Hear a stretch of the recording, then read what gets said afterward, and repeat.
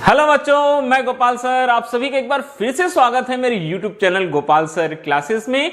आज हम देखने वाले हैं क्लास 11 फिजिक्स। और क्लास 11 फिजिक्स में अभी जो चैप्टर हम आप सभी को पढ़ा रहे हैं उस चैप्टर का नाम है ऋजुरेखीय गति, मोशन इन स्ट्रेट लाइन। और आज का जो लेक्चर है वो लेक्चर है गति के समीकरणों की स्थापना करना।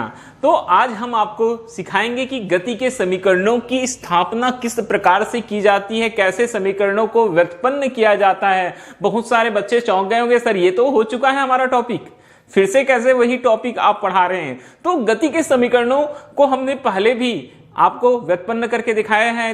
तीनों के तीनों समीकरण, प्रथम, द्वितीय और तृतीय, हमने आपको उसकी व्युत्पत्ति बता दी है बेटा। मगर आज का जो क्लास है वहां हम यही जो तीन गति के समीकरण हैं उनको ग्राफीय विधि से व्युत्पन्न करके दिखाएंगे। हम आज जो आपको बताने वाले हैं उसका मेथड अलग है, उसे बोलते हैं ग्राफीय विधि द्वारा गति के समीकरणों को व्युत्पन्न करना। तो उसके लिए हमको अब किसकी जरूरत पड़ेगी, जैसा कि नाम मैंने बता दिया ग्राफीय विधि से, तो हमको एक ग्राफ की जरूरत पड़ेगी। अब ग्राफ कौन सा बनाएंगे?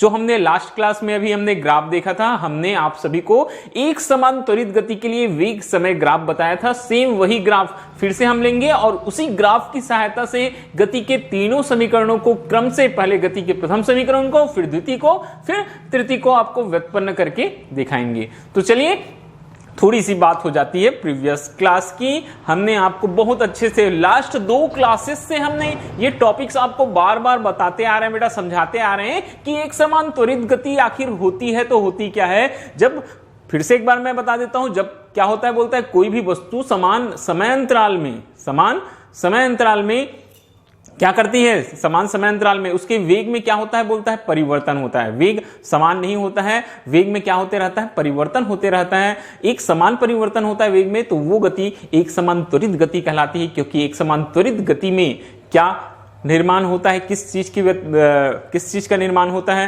त्वरण का निर्माण होता है, इसलिए उसको एक समान त्वरित गति कहते हैं। ओके, तो यही हमने लास्ट क्लास में आपको बताया था, हमने त्वरण भी बता दिया है। चलिए, अब हम इस विधि के द्वारा क्या करेंगे बेटा, यहां हम गति के समीकरणों को व्युत्पन्न करना सिखाएंगे आपको। तो सबसे पहले हम ग्राफ का निर्माण करते हैं। चलिए देखते हैं बेटा, ग्राफ का निर्माण करेंगे एक बार फिर से, ठीक है। ग्राफ किसके मध्य खींचेंगे, वेग और समय के मध्य। जिन बच्चों ने हमारी जो प्रीवियस क्लासेस नहीं देख पाए हैं वो पहले प्रीवियस क्लास की वीडियोस देख लो बेटा, ताकि आज का लेक्चर भी आपको बहुत अच्छे से समझ में आ जाए, ठीक है। तो चलिए हम सबसे पहले ग्राफ बनाते हैं। ग्राफ बनाने के लिए हमको दो एक्सिस की जरूरत होती है। कितनी एक्सिस की जरूरत होती है बेटा, दो एक्सिस की जरूरत होती है। देखिए ये कुछ इस तरीके से ये हमारा ग्राफ बनेगा। ये होता है बेटा ओरिजिन, ये कौन सा अक्ष, ये एक्स अक्ष, और ये y अक्ष। x अक्ष और कौन सा अक्ष हो गया हमारे पास में, y अक्ष। हम x अक्ष में समय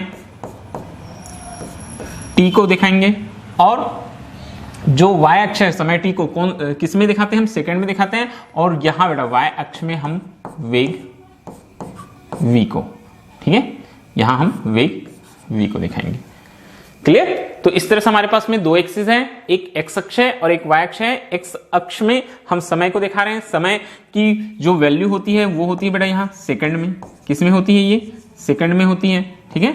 समय जो होता है सेकंड में होता है, वैसे ही वेग जो होता है वो मीटर पर सेकंड में होता है। किस में होता है, मीटर पर सेकंड में। तो पिछला वाला ग्राफ ही हमको बनाना है जो हमने वेग समय ग्राफ आपको बताया था। तो देखिए कैसे बनाएंगे। हमने सबसे पहले बेटा जो ओरिजिन था हमारे पास में, चलिए इसको थोड़ा सा इस तरीके से मिटा देता हूं बेटा मैं। ओरिजिन था, ओरिजिन वहां हमने टाइम लिया था बेटा t इक्वल 0 और एक बिंदु लिया था y एक्सिस में a। वहां पास जो वेग था बेटा उसको हमने इनिशियल वेलोसिटी, प्रारंभिक वेग क्या माना था, u मान लिया था। तो ये वेग क्या आ गया बेटा हमारे पास में, u आ गया, ठीक है। फिर समय t इक्वल t पर, समय t इक्वल t पर जो वेग है उस वेग को हमने नाम दिया था बेटा v। क्या नाम दिया था बेटा, v नाम दिया था। और इस तरीके से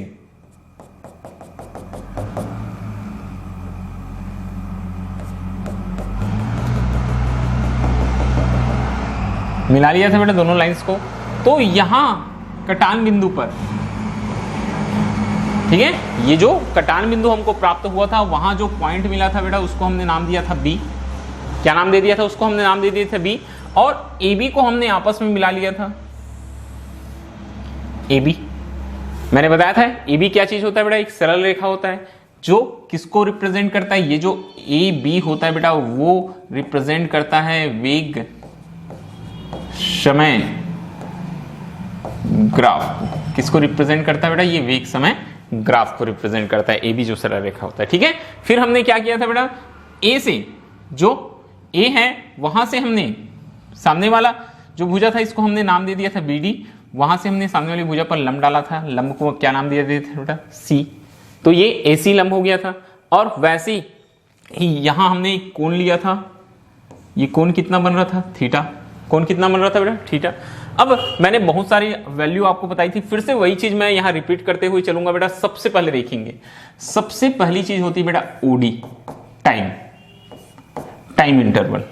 इस ग्राफ में ओडी क्या हो गया हमारे पास में? Time interval. ओडी और एसी पैरेलल है तो ओडी इक्वल क्या हो जाएगा बेटा? एसी। ओडी इक्वल क्या हो जाएगा? एसी। अब नेक्स्ट ओए, ओए प्रारंभिक वेग यू है। अब ओए और सीडी इक्वल होता है तो ओए, ये इधर से हमने सीडी इक्वल कर लिया, ठीक है, ये हो गया। अब इसके बाद में अंतिम वेग ओ, इसको मैंने नाम दिया था बेटा लास्ट वेलोसिटी, अंतिम वेग को ओ ई, उस पॉइंट को हम ई नाम दे देते हैं। तो यहां से हम देखते हैं तो हमको दिखाई देता है ओ ई इजिकल टू वी, और ओ ई और बी डी पैरेलल हैं और इक्वल हैं तो ओ ई इक्वल बी डी, ये हमने देखा था। फिर हमने आपको यहाँ BC की वैल्यू निकालना बताया था कि BC इजिकल टू आपको फाइंड करना है। तो आप कैसे निकालेंगे BC की वैल्यू? BD माइनस कर देंगे बेटा आप CD, मतलब ये हुआ V माइनस U। क्या हो गया बेटा? V minus U। तो इतनी सारी वैल्यूज आपको याद रखनी है। अब हम करेंगे गति के समीकरणों की स्थापना। चलिए देखते हैं कैसे गति के समीकरणों की स्थापना करते हैं।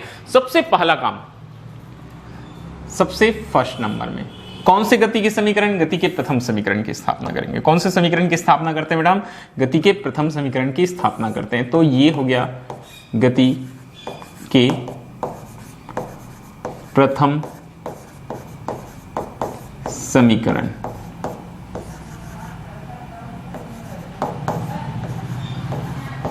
की स्थापना, ठीक है। गति के प्रथम समीकरण की स्थापना करना है। कहां से शुरू करेंगे? गति के प्रथम समीकरण में क्या होता है बेटा? v is equal to U plus AT होता है गति। तो हम जब गति के प्रथम समीकरण स्टार्ट करेंगे तो कहां से करेंगे? त्वरण से। कहां से स्टार्ट करेंगे बेटा? त्वरण से। त्वरण a इजिकल टू, हमने ग्राफ में देखा था a इजिकल टू क्या होता है बेटा? tan थीटा, ठीक है। या आप इसको इस तरह से लिखकर स्टार्ट करेंगे कि एक समान त्वरित गति में, एक समान त्वरित गति में जो त्वरण होता है वो त्वरण किसके बराबर होता है बेटा? वेग समय ग्राफ की प्रवणता के बराबर होता है। वेग समय ग्राफ की प्रवणता के बराबर होता है। क्लियर? लास्ट लेक्चर में हमने आपको बताया था a इजिकल टू क्या होता है बेटा? tan theta. a is equal to क्या होता है? tan theta. फिर से देखिएगा, गति के प्रथम समीकरण की स्थापना कर रहे हैं। एक समान त्वरित गति में त्वरण वेग समय ग्राफ की प्रवणता या ढाल के बराबर होता है, अर्थात a is equal to tan theta. a is equal to क्या आ जाता है बेटा? tan theta. तो देखेंगे a इजिकल टू, इस डायग्राम में देखिए tan थीटा की वैल्यू, ये थीटा है, सामने लंब BC और आधार AC। तो हम इसको क्या लिखते हैं बेटा? BC upon AC। फिर a इजिकल टू यहां लिखते जाना, या BC इजिकल टू बेटा, ठीक है। BC इजिकल टू हमको निकालना है। तो BC देखो हमने फाइंड करके रखा है। BC इजिकल टू क्या लिखेंगे हम? BD minus CD, BD minus क्या करेंगे बेटा CD अपॉन AC, या A इज इक्वल टू, ठीक है, A इज इक्वल टू क्या हो जाएगा बेटा BD, ये V हो जाएगा, CD क्या हो जाएगा बेटा U हो जाएगा, और AC क्या हो जाएगा बेटा T हो जाएगा, या हम लिख सकते हैं AT is equal to V minus U, cross multiplication कर दीजिए T इधर, AT is equal to V minus U, या V is equal to minus U को इधर ट्रांसफर करेंगे बेटा प्लस हो जाएगा U प्लस क्या हो जाएगा AT। यही गति का प्रथम समीकरण है। ये बन गया बेटा। फिर से एक बार देखेंगे आप, गति के प्रथम समीकरण की स्थापना करना है हमको। कहां से शुरुआत की बेटा, एक समान त्वरित गति में त्वरण क्या होता है, बोलता है वेग समय ग्राफ की प्रवणता के बराबर होता है। त्वरण जो होता है वो वेग समय ग्राफ की प्रवणता के बराबर होता है। तो A is equal to tan theta, tan theta diagram से देखिए tan theta is equal to BC upon AC है, और बीसी की वैल्यू हमने लिखा है बीडी माइनस सीडी, तो BD minus CD upon AC रख दिया। बीडी वेलोसिटी होता है बेटा अंतिम वेग v, सीडी होता है प्रारंभिक वेग u, और एसी है टाइम t, तो a is equal to v minus you upon t आ गया। क्रॉस मल्टीप्लिकेशन कर दिए, तिर्यक गुणा कर दिए बेटा, t a के साथ गुना हो गया, 80 हो गया, v माइनस u को ट्रांसफर कर दिए, तो u प्लस 80 आ गया, v is equal to u plus 80 आ गया। ये होता है गति का प्रथम समीकरण। ठीक है, आप सभी ये नोट डाउन कर लीजिए या स्क्रीनशॉट लेकर आप लिख सकते हैं बेटा, पॉज कर लीजिए वीडियो, ये पूरा का पूरा नोट डाउन कर लीजिए। पहले डायग्राम बनाएंगे फिर ये आप नोट करिए। ओके, देख लीजिए, क्योंकि मैं मिटाकर फिर से यही गति के द्वितीय समीकरण बनाने वाला हूं। ओके, चलिए डन। अब हम बात करते हैं बेटा गति के द्वितीय समीकरण की स्थापना की। कौन से समीकरण की स्थापना करेंगे बेटा, हम गति के द्वितीय समीकरण की स्थापना करेंगे। ओके, हम गति के द्वितीय समीकरण की स्थापना करते हैं। ठीक है, एक बार ये थोड़ा सा कुछ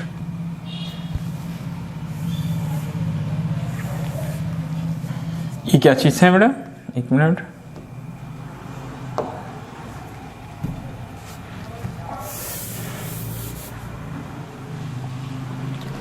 ये था ओडी, थोड़ा सा मिट गया यहाँ, ये ओडी था बेटा, और ये था ओ ए। ठीक है, ये क्या था बेटा ओ ए। अब देखेंगे, ठीक है, अब हमको क्या करना है, अब हमको गति के कौन से समीकरण की द्वितीय समीकरण की स्थापना करनी है। गति के द्वितीय समीकरण की क्या करनी है बेटा, स्थापना करनी है। ठीक है, गति के द्वितीय समीकरण की हमको स्थापना करनी है। तो गति के द्वितीय समीकरण की स्थापना करना है, तो गति के द्वितीय समीकरण में क्या चीज बताया जाता है बेटा, वहां विस्थापन और जो समय है या वेग है उनके मध्य संबंध बताया जाता है। तो यहां हम स्टार्ट करेंगे बेटा विस्थापन से। कहां से स्टार्ट करेंगे, विस्थापन से। तो विस्थापन देखिए, यहां की स्टार्टिंग होगी बेटा विस्थापन से। कहां से होगी, विस्थापन से। आप लिखेंगे बेटा विस्थापन। विस्थापन जो होता है वह बराबर होता है किसके, विस्थापन बराबर होता है वेग समय ग्राफ और समय अक्ष के बीच घिरे क्षेत्रफल के। ध्यानपूर्वक देखिए क्या चीज बताया जा रहा है आपको। क्या बताया बेटा, विस्थापन जो होता है वो बराबर होता है किसके बराबर होता है, वेग समय ग्राफ और समय अक्ष के बीच घिरे क्षेत्रफल के। तो देखिएगा वेग समय ग्राफ, ये वेग समय ग्राफ है बेटा, और ये समय अक्ष है। ये क्या चीज है बेटा, ये समय अक्ष है। इसके बीच में आपको क्या दिखाई दे रहा है, समय अक्ष और वेग समय ग्राफ के बीच में आपको क्या दिखाई दे रहा है, आपको एक त्रिभुज दिखाई देगा बेटा BCA, और एक चतुर्भुज या बोल सकते हैं आयत, जैसे भी बोले, ठीक है, चतुर्भुज बोल सकते हैं, या फिर एक आयत दिखाई दे रहा है। आयत क्या दिखाई दे रहा है बेटा, हमको आयत जो है वो दिखाई दे रहा है AODC, जैसे भी आप नाम देना चाहें, AODC ये हमको दिखाई दे रहा है। तो दो क्षेत्रफल दिखाई दे रहे हैं तो इन दोनों क्षेत्रफल के बराबर होगा क्या चीज, विस्थापन। यहां लिखा है विस्थापन वेग समय ग्राफ और समय अक्ष के बीच घिरे क्षेत्र के बीच घिरे क्षेत्रफल के क्या होता है, बराबर होता है। तो विस्थापन हम लिखेंगे बेटा एस, विस्थापन को क्या लिखेंगे हम, एस लिखेंगे बेटा। एस बराबर हो जाएगा हमारे पास, सबसे पहले देखिए कौन सा त्रिभुज, त्रिभुज ABC या BCA का क्षेत्रफल, त्रिभुज BCA का क्या हो जाएगा बेटा, क्षेत्रफल, ठीक है, धन चतुर्भुज, कौन सा चतुर्भुज,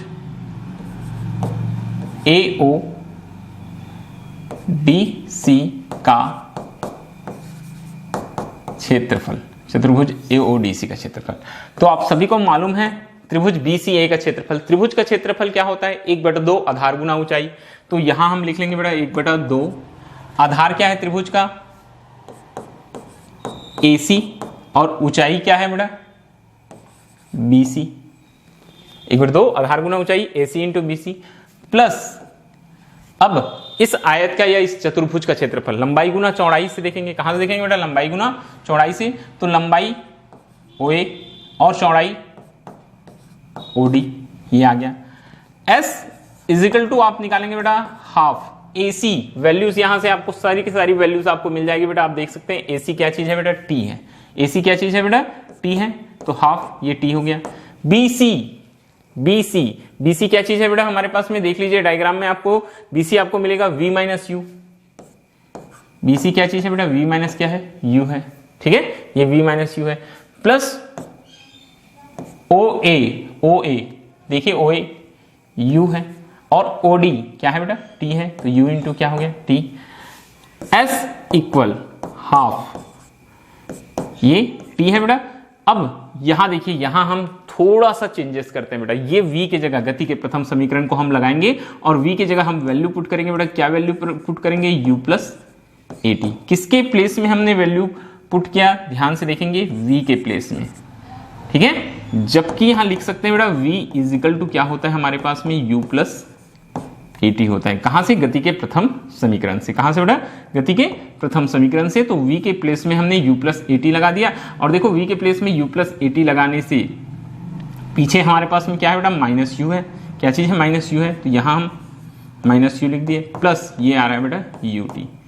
ये U और ये U क्या हो गया बेटा आपस में कैंसल, AT बचा, S is equal to half AT into T, AT का स्क्वायर प्लस UT, ये होता है S is equal to UT plus half AT square, गति का द्वितीय समीकरण। क्या होता है बेटा, गति का द्वितीय समीकरण। फिर से एक बार देख लीजिए, क्या चीज हमने बताया, ग्राफ आपका वही का वही रहेगा, ग्राफ में जो वैल्यूज है वो आप ध्यान दीजिएगा क्या क्या चीज है। गति के द्वितीय समीकरण की स्थापना, द्वितीय समीकरण हमको विस्थापन के लिए सूत्र देता है, विस्थापन बराबर यहां क्या होता है, बोलता है वेग समय ग्राफ और समय अक्ष के बीच घिरा हुआ क्षेत्रफल। ये याद रखिएगा जो विस्थापन होता है, क्योंकि देखो प्रारंभिक स्थिति कहां थी बेटा, वस्तु कहां थी, प्रारंभिक स्थिति T इक्वल 0 पोजीशन पर थी और अंतिम स्थिति में कहां थी, T इक्वल T पर। तो यहां से यहां तक का समय लेंगे ना विस्थापन में, प्रारंभिक विस्थापन क्या होता है, वस्तु की प्रारंभिक अंतिम स्थिति माइनस प्रारंभिक स्थिति। तो अंतिम स्थिति B हो गया, प्रारंभिक स्थिति क्या हो गया बेटा, A हो गया, ठीक है। अगर स्थिति के लिए देखेंगे तो A हो गया। तो इनके बीच में वेग समय ग्राफ और समय अक्ष के बीच घिरा हुआ जितना भी क्षेत्रफल है वो वस्तु के विस्थापन को प्रदर्शित करेगा। तो दो चीजें हमको दिखाई दी, एक त्रिभुज बना सबसे पहले नंबर में और एक क्या बना बेटा, चतुर्भुज बना। तो हमने दोनों का क्षेत्रफल निकाला, त्रिभुज BCA का क्षेत्रफल 1/2 आधार गुना ऊंचाई से और चतुर्भुज AODC का क्षेत्रफल कहां से, लंबाई गुना चौड़ाई से। ये हमने दोनों का क्षेत्रफल यहां फाइंड कर लिया बेटा। अब S is equal to half into T into V minus U, ठीक है, प्लस U इंटू T, सारी वैल्यूज हमने पुट कर दिया। V के प्लेस में यहां आप ध्यान देना U प्लस AT गति के प्रथम समीकरण से आपको रखना है बेटा।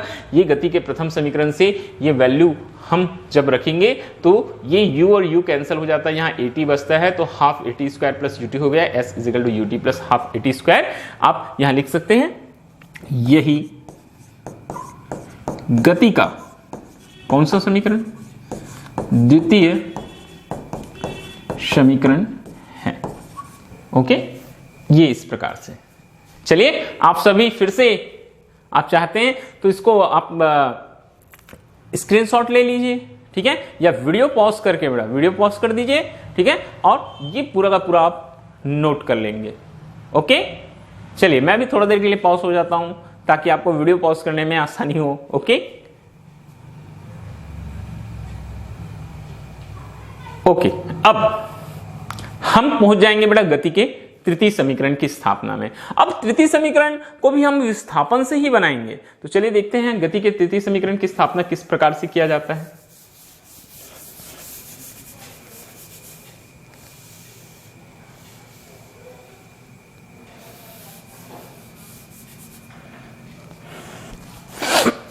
अब हमको करना है गति के तृतीय समीकरण की स्थापना। भाई कौन से समीकरण की स्थापना करेंगे बेटा हम? गति के तृतीय समीकरण की, गति के तृतीय समीकरण की स्थापना करना है। विस्थापन यहां भी हम लेके चलेंगे बेटा विस्थापन। अब हम अगर फिर से देखो विस्थापन जो रहता है यहां भी, ठीक है, क्या बोलता है बेटा इसको भी? यहां लिखा हुआ है वेग समय ग्राफ से घिरा क्षेत्रफल। सेम वैसे ही, क्योंकि विस्थापन का मतलब ही वही होता है, वेग समय ग्राफ से घिरा हुआ क्षेत्रफल।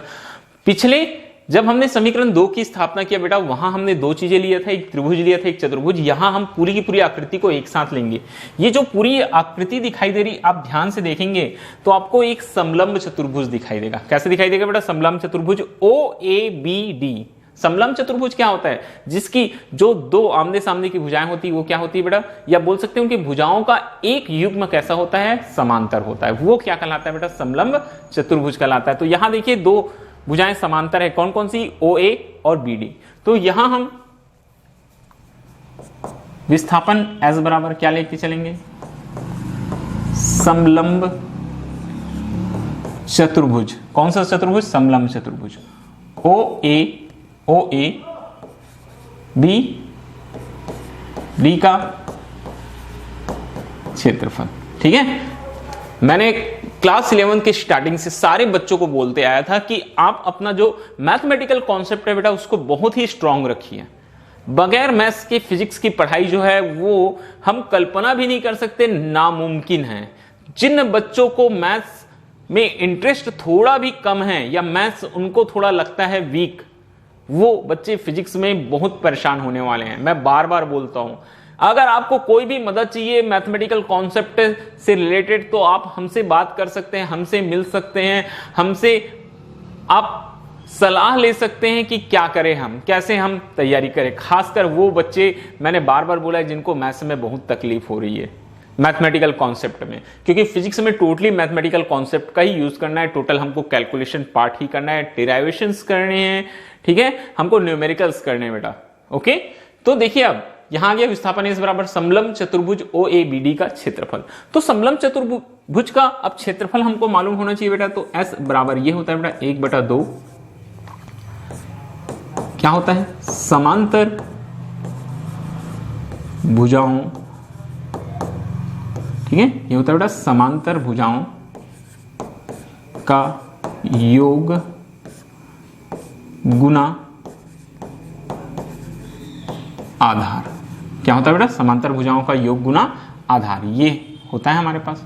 तो ये S = हाफ समांतर भुजाएं OA और BD, ये हो जाएगा बेटा OA + BD। और आधार बेटा, आप आधार में अब दो हैं, आप ये सॉरी आधार में आप क्या लिखेंगे बेटा? OD को लिखेंगे। किसको लिखेंगे आप? OD को लिखेंगे। ये आधार हो गया आपका OD। अब S = हाफ OA, वैल्यू देखते जाएंगे। OA क्या चीज है बेटा? U है, प्लस BD क्या है बेटा आपके पास में? V है, U + V हो जाएगा जी। क्या हो जाएगा बेटा? ये U + V हो जाएगा।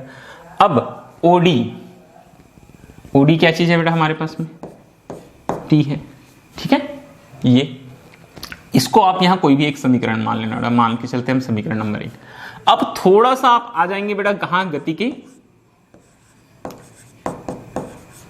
प्रथम समीकरण v is equal to U plus AT से। देखिए क्या होता है v plus U plus AT से। ये u को इधर हम ट्रांसफर कर देंगे, v माइनस क्या हो जाएगा बेटा u, v माइनस क्या हो जाएगा u। दूसरे पक्ष में हमारे पास क्या बच रहा है बेटा 80, क्या बच रहा है हमारे पास में 80।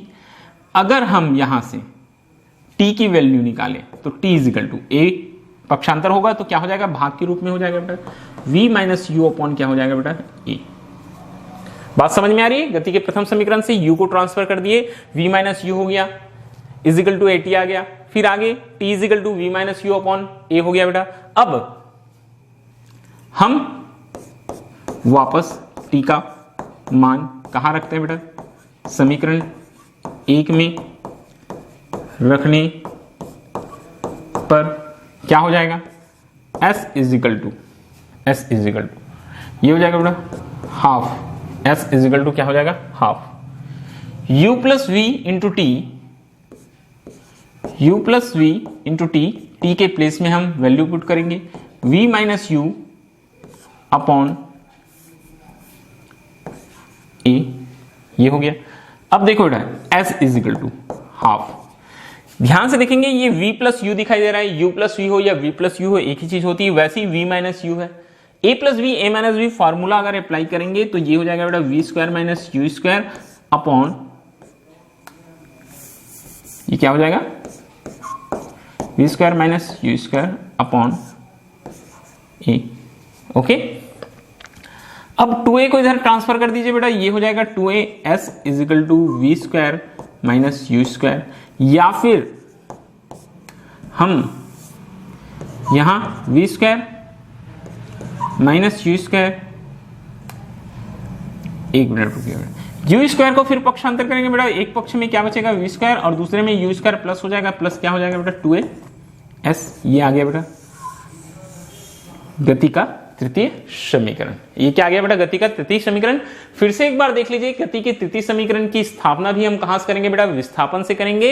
हाँ, अंतर यहां ये रहता है बेटा, विस्थापन वेग समय ग्राफ से घिरा क्षेत्रफल लेंगे, सेम होगा वहां भी यही लिए थे, वेग समय ग्राफ और समय अक्ष के बीच घिरा हुआ क्षेत्रफल, दोनों इक्वल चीजें होती है, एक समान ही। अब वहां हमने दोनों अलग अलग लिया, एक त्रिभुज ले लिया, एक चतुर्भुज ले लिया। यहां आप क्या करना बेटा, सीधे सीधे एक समलंब चतुर्भुज लेना, OABD दिखाई दे रहा है आपको डायग्राम में, OABD, ठीक है, OABD समलंब चतुर्भुज का क्षेत्रफल। समलंब चतुर्भुज का क्षेत्रफल आपको याद होना चाहिए, मैथमेटिकल आपको जो फार्मूले हैं सारे के सारे याद होने चाहिए, जितने आपने क्लास 10 तक पढ़े और जितने हमने क्लास 11 के आपको स्टार्टिंग में पढ़ाए हैं। जिन बच्चों ने अभी तक नहीं देखा होगा वो प्रीवियस वीडियोस पर जाकर आप सारे लेक्चर देख सकते हैं। ओके, तो S इज इक्वल टू बेटा हाफ, समांतर भुजाओं का योग गुना आधार, S is equal to half OA plus BD into OD, S is equal to half U plus V into T, ये हो गया इक्वेशन नंबर 1 मान लिया इसको, ठीक है, जो वैल्यू था। फिर गति के प्रथम समीकरण से यहां T का मान रख ली, क्योंकि हमको मालूम है कि गति के तृतीय समीकरण में समय नहीं आता है, इसलिए हमने T को यहां बदल दिया बेटा। कहां से, गति के प्रथम समीकरण से हमने v is equal to U plus AT से v minus U is equal to AT किए, t is equal to v minus you upon a लगा दिया बेटा। तो t का मान समीकरण 1 में रखने पर, t का मान हमने समीकरण 1 में रखा तो s is equal to half u plus v into v minus you upon क्या हो गया बेटा a हो गया, और ये v plus you v minus you v square minus U square upon a हो गया, 2a त्रिज्या गुना किए उधर चला गया, 2s is equal to v square minus U square, v square is equal to U square plus 2s, यहाँ नीचे लिख सकते हैं। यही गति का कौन सा समीकरण है, तृतीय समीकरण है। बहुत ही इंपॉर्टेंट टॉपिक्स है तीनों, ग्राफी विधि से गति के समीकरणों को हल करना। अगर तीनों क्वेश्चन आपको एक साथ नहीं देते तो अलग अलग पूछे जा सकते हैं कि आप द्वितीय समीकरण को हल करके बताइए, तृतीय समीकरण को, या फिर आप गति के प्रथम समीकरण को क्या करो बेटा, हल करके बताइए। बहुत अच्छे से करना, ध्यानपूर्वक। ग्राफ इसके पहले लेक्चर में भी पढ़ाया, यहां भी बताया, आपको समझ में आ गया होगा, ठीक है। कुछ भी अगर आपको डाउट्स होगी तो वो आप हमसे कमेंट पर आकर पूछ सकते हैं, कमेंट बॉक्स पर, व्हाट्सएप पर मैसेज करके, इंस्टाग्राम पर भी आप हमको फॉलो कर सकते। तो आज का हमारा क्लास यही खत्म होता है। अब इससे आगे हम नेक्स्ट लेक्चर में मिलेंगे, एक नए विधि में फिर से आपको गति के समीकरणों की स्थापना सिखाएंगे। वहां हम आपको बताने वाले हैं समाकलन विधि से गति के समीकरणों की स्थापना करना, और आप अच्छे से ये क्लास कीजिए, अच्छे से ये वीडियो कीजिए। और सभी बच्चों से एक बार फिर से रिक्वेस्ट करता हूं, अगर आपने अभी तक चैनल सब्सक्राइब नहीं किया है बेटा तो चैनल सब्सक्राइब कीजिए। हम लगातार आपको ये ऐसे ही अच्छे अच्छे वीडियो आपको हम देते जाएंगे। ओके, तो आज के लिए बस इतना ही। अब फिर हम नेक्स्ट लेक्चर में मिलेंगे।